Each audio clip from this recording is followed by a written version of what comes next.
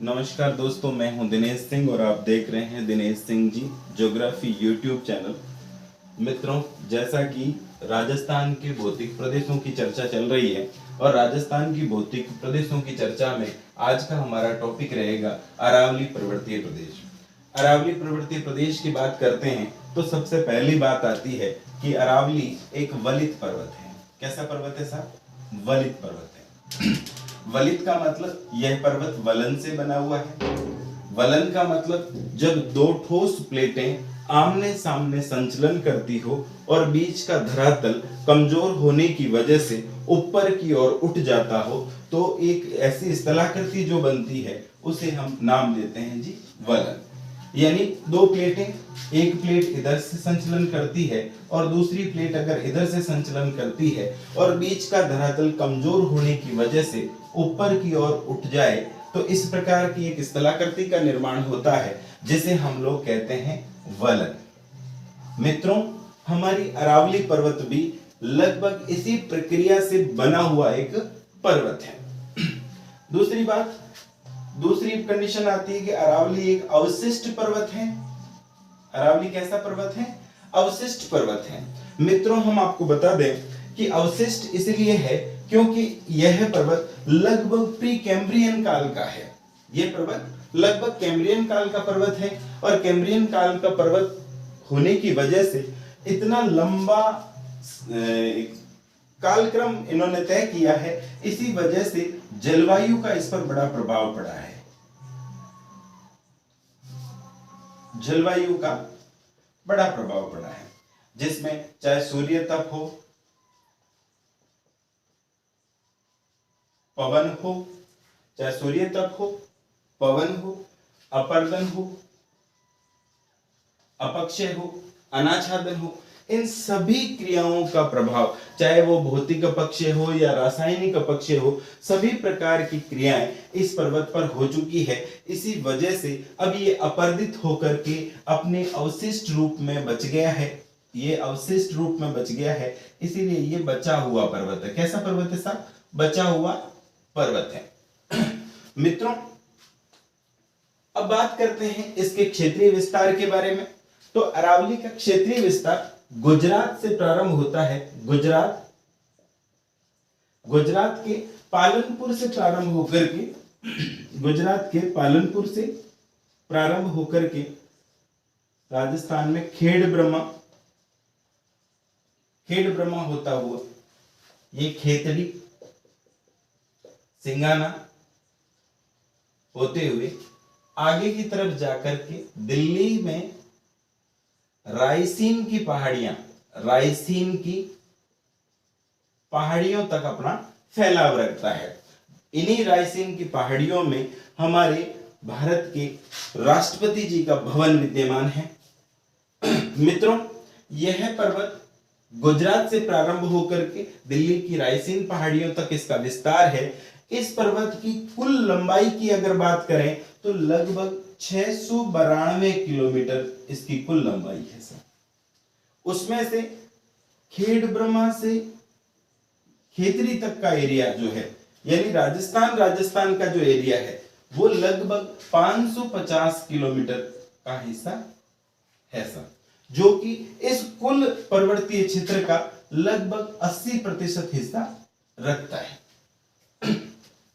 ठीक है, अब बात करते हैं कि ये अरावली जो पर्वतमाला है ये राजस्थान के कुल क्षेत्रफल में कितने प्रतिशत हिस्सा रखता है?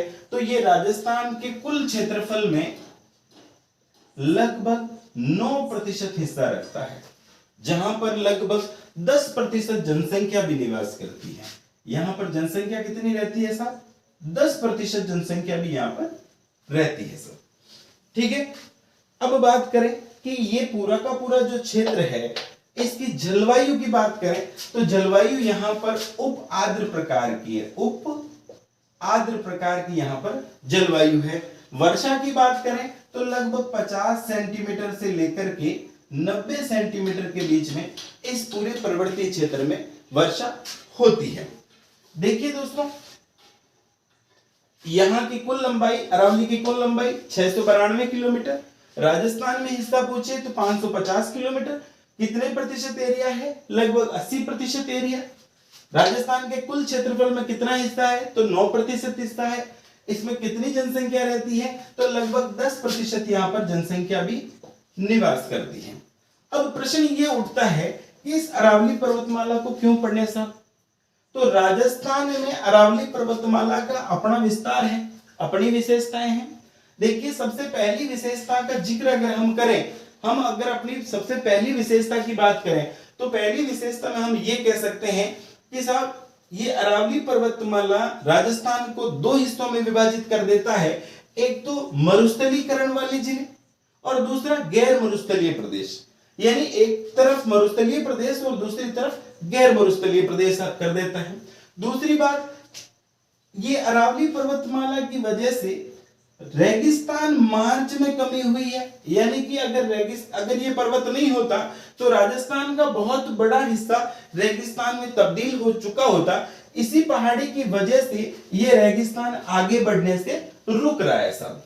तीसरी बात कि यहाँ पर यह पर्वत जहां पर बहुत सारे वन्य जीव विद्यमान हैं, बहुत सारे वन्य जीव अभ्यारण्य बना रखे हैं जो कि पशु पक्षियों के लिए शरण स्थली है, जीव जंतुओं के लिए शरण स्थली का भी काम करता है। इसके अलावा यह पर्वत भारतीय मानसून यानी अपने दक्षिणी पश्चिमी मानसून के समांतर होने की वजह से दक्षिणी पश्चिमी मानसून भी इधर से आता है और ये पर्वत की दिशा भी इधर की तरफ होने की वजह से यह मानसून दक्षिणी पश्चिमी मानसून ये पूरा का पूरा प्रदेश सूखा रह जाता है। इधर बड़ा भाग पूरा का पूरा सूखा रह जाता है। यानी कि दक्षिणी पश्चिमी मानसून के समांतर होने के कारण यहाँ पर बरसात नहीं होती है। इसी वजह से यह मरुस्थलीय इलाका है साहब। ठीक है सर।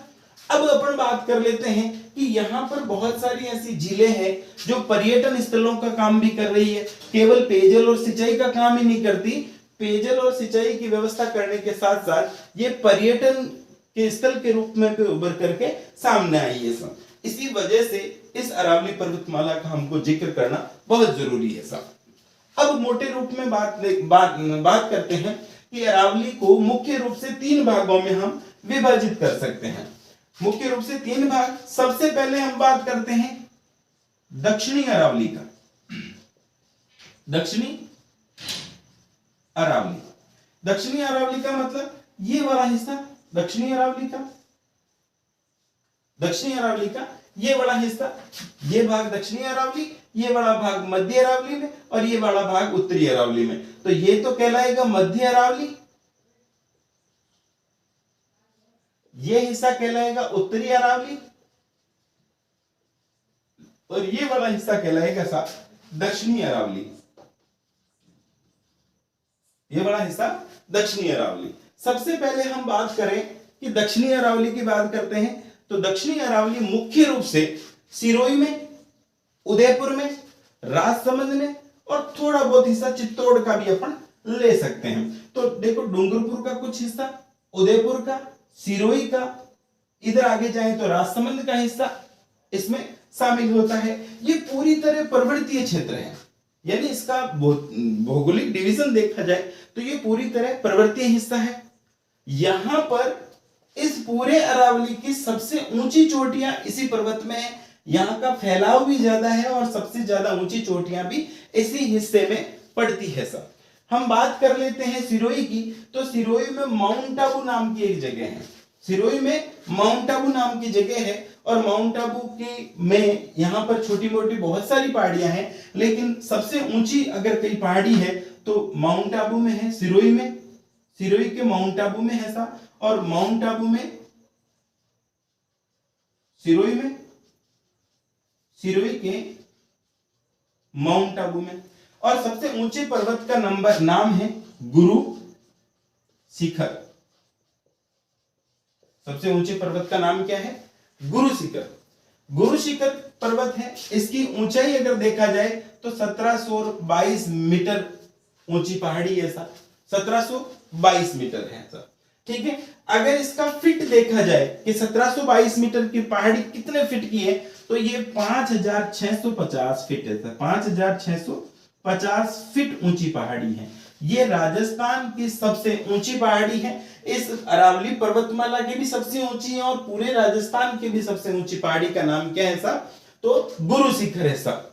दूसरे नंबर पर शेर आती है, दूसरे नंबर पर जो चोटी आती है, दूसरे नंबर पर नाम आता है शेर का।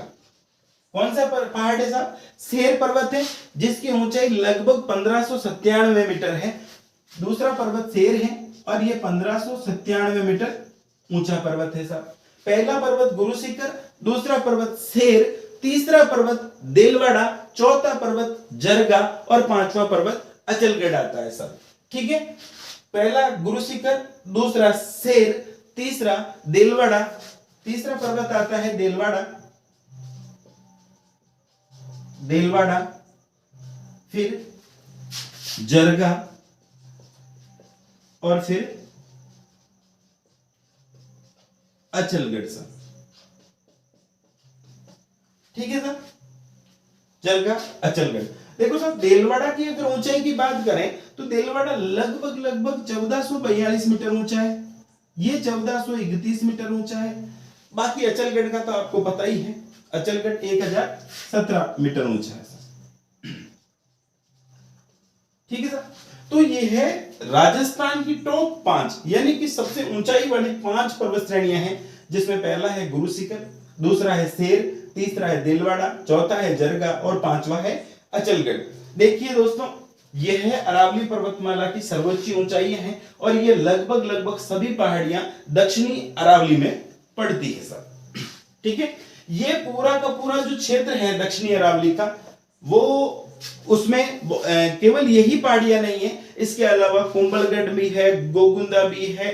ठीक है, तो बहुत सारी ऐसी चीजें भी यहाँ पर देखने को मिलती है। कुंभलगढ़ है, सज्जनगढ़ है, गोकुंदा है, बहुत सारी पहाड़ियां हैं, लेकिन मुख्य रूप से गुरु शिखर, शेर, देलवाड़ा, जरगा और अचलगढ़ का नाम हम लोग लेते हैं। इसके अलावा जयसमंद झील के पूर्व में विच्छेदित और अपर्दित पठारी भाग हैं, जिसे लसाड़िया के पठार के नाम से जानते हैं साहब। तो जयसमंद झील है ना, जयसमंद झील,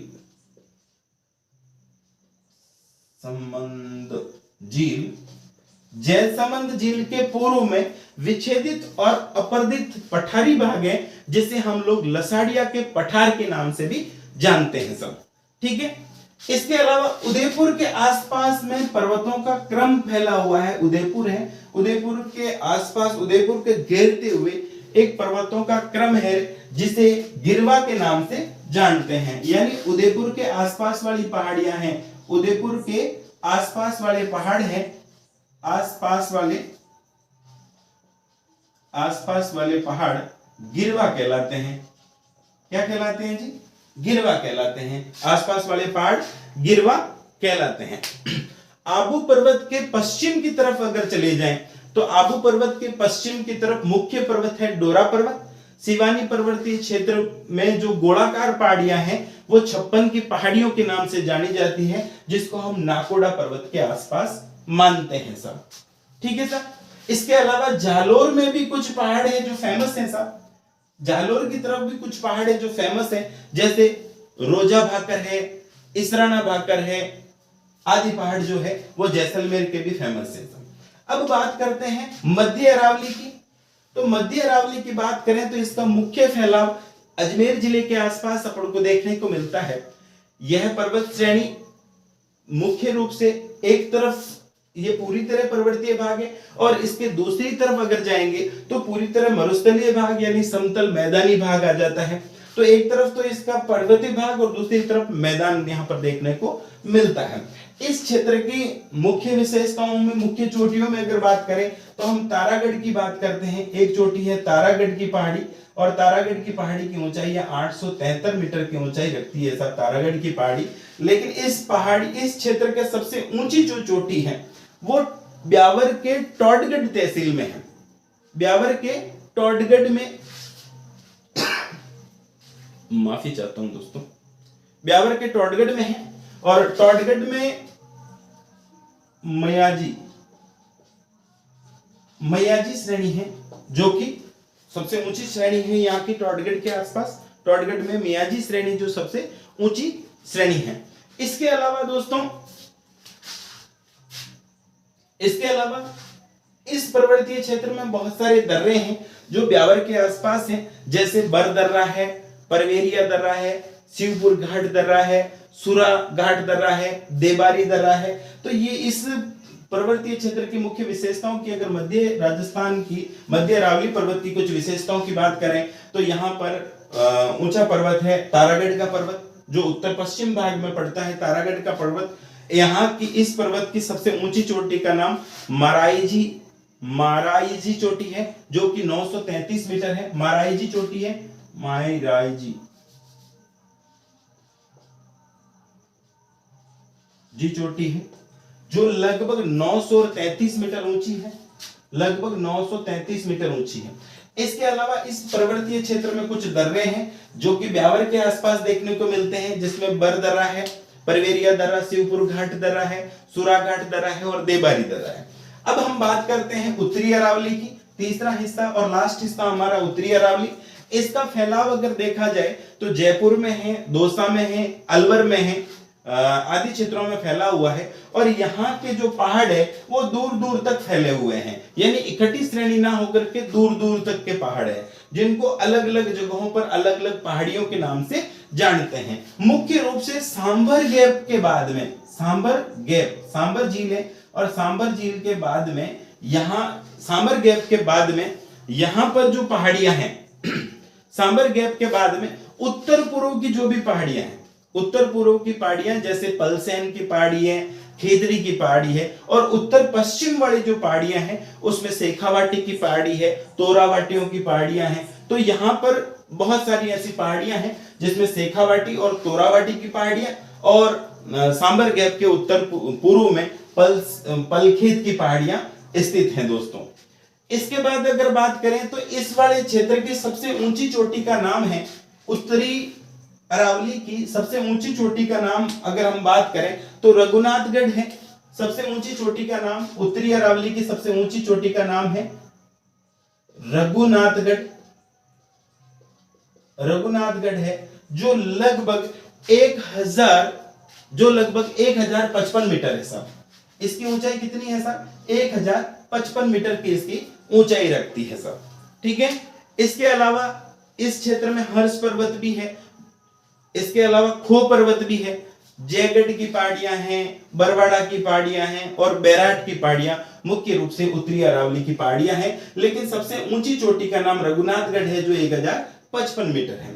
अब हम संक्षिप्त में बात कर लेते हैं कि अरावली पर्वतमाला एक वलित पर्वत है, और वलित इसलिए है क्योंकि वलन से बना हुआ है, और वलन से बनने के कारण ये ऊपर उठा हुआ भाग है जो कि वलित पर्वत के नाम से जाना जाता है। अवशिष्ट है क्योंकि प्री कैम्ब्रियन काल का पर्वत है, अब बचा हुआ पर्वत है। जलवायु क्रियाओं का इस पर प्रभाव रहा, जिसमें सूर्य ताप, पवन वगैरह है, अपर्दन, माउंट आदि चीजें होने के कारण अब ये बची हुई रूप में अवशिष्ट पर्वत के रूप में हो गया साहब। इसके बाद हम लोगों ने बात की कि इस अरावली का क्षेत्रीय विस्तार देखा था कि ये गुजरात के पालनपुर से शुरू होता है साहब और दिल्ली के रायसीन की पहाड़ियों तक जाता है। इसकी कुल लंबाई की बात करें तो 692 किलोमीटर है, जिसमें से 550 किलोमीटर राजस्थान में है जो लगभग 80% हिस्सा रखती है। इसके अलावा हम बात करें कि राजस्थान के कुल क्षेत्रफल में अरावली की हिस्सेदारी 9% है, जहां पर लगभग 10% जनसंख्या निवास करती है साहब। यहां तक बात हो गई थी। उसके बाद में हम लोगों ने बात की थी कि यहाँ की जलवायु जो है वो उपाद्र प्रकार की है और बरसात यहाँ पर 50 से 90 सेंटीमीटर के आसपास हो जाती है सब। इसके बाद हमने अरावली का वर्गीकरण किया था कि हमने अरावली को 3 भागों में बांट दिया। सबसे पहले उत्तरी अरावली, मध्य अरावली और दक्षिणी अरावली में बांटा था। हम लोगों ने दक्षिणी अरावली से शुरू किया था और दक्षिणी अरावली में हम लोगों ने कहा था कि इसमें उदयपुर में, सिरोही में, राजसमंद में, चित्तौड़गढ़ के आसपास का एरिया और डूंगरपुर के आसपास वाला एरिया दक्षिणी अरावली के अंतर्गत आता है। और यहाँ पर सबसे ऊंची चोटी का नाम 1722 मीटर ऊंची चोटी गुरु शिखर है। उसके बाद दूसरी चोटी शेर है जो 1597 मीटर है, और तीसरी चोटी का नाम देलवाड़ा है, चौथी का नाम जरगा और पांचवी का अचलगढ़ नाम हमने देख लिए थे। यहाँ पर मुख्य पर्वत इस प्रकार है। उसी प्रकार हमने मध्य अरावली का जिक्र किया है और मध्य अरावली में हमने चर्चा की है कि यहाँ का जो मुख्य पहाड़ी है वो तारागढ़ की पहाड़ी है, और इसके अलावा इस क्षेत्र की सबसे ऊंची चोटी है माराईजी चोटी जो 933 मीटर है। ये ब्यावर तहसील के टोडगढ़ में पड़ती है सब। ठीक है, इसके अलावा हम उत्तरी अरावली की चर्चा करते हैं। तो उत्तरी अरावली की चर्चा करें तो जयपुर में दोसा में अलवर में ये फैलाव रखता है और यहाँ पर सबसे ऊंची चोटी का नाम रघुनाथगढ़ की चोटी है। इसके अलावा यहाँ सांबर गैप के बाद में यहाँ पर एक तो तोराबाटी की पहाड़ियां हैं, सांबर गैप है, और सांबर गैप के बाद में एक तो तोराबाटी की पहाड़ियां, शेखावाटी की पहाड़ियां हैं। इसके अलावा अलवर की पहाड़ियां हैं, जयपुर की पहाड़ियां हैं। तो यहाँ पर कुछ पहाड़ियों का फैलाव है। धन्यवाद दोस्तों, लाइक करें, शेयर करें, सब्सक्राइब करें और बेल आइकन को जरूर दबाएं ताकि हमारे द्वारा महत्वपूर्ण जो वीडियो आपके लिए शूट हो रहे हैं वो आप तक सबसे पहले पहुंच सके। धन्यवाद।